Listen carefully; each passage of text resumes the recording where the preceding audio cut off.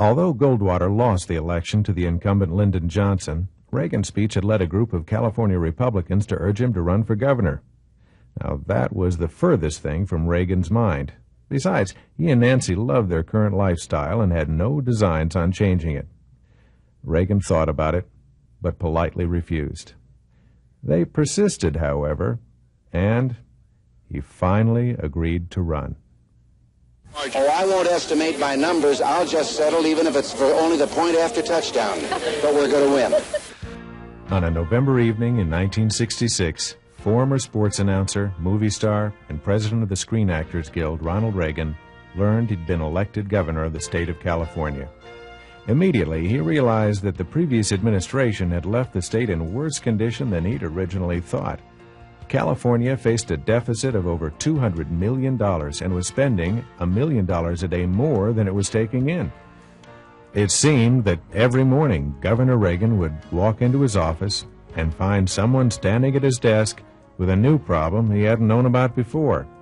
He said it was as if they opened a new drawer at midnight every day and uncovered a new crisis.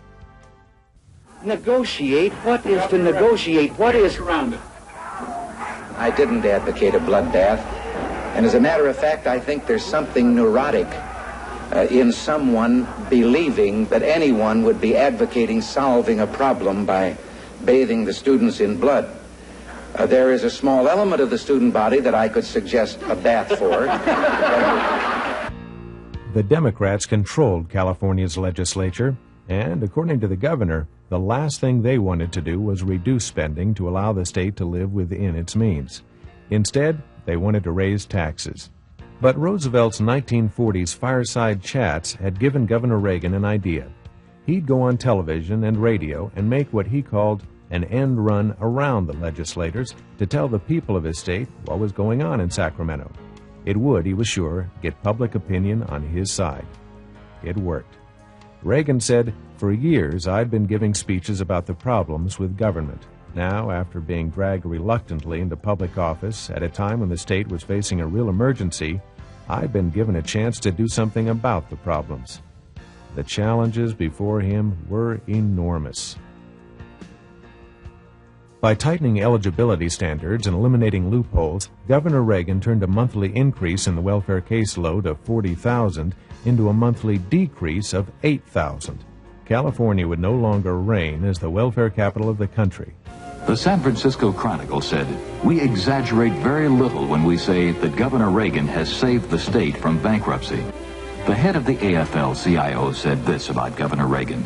Governor Reagan has signed AFL-CIO-backed bills for injured and unemployed workers for more than $266 million.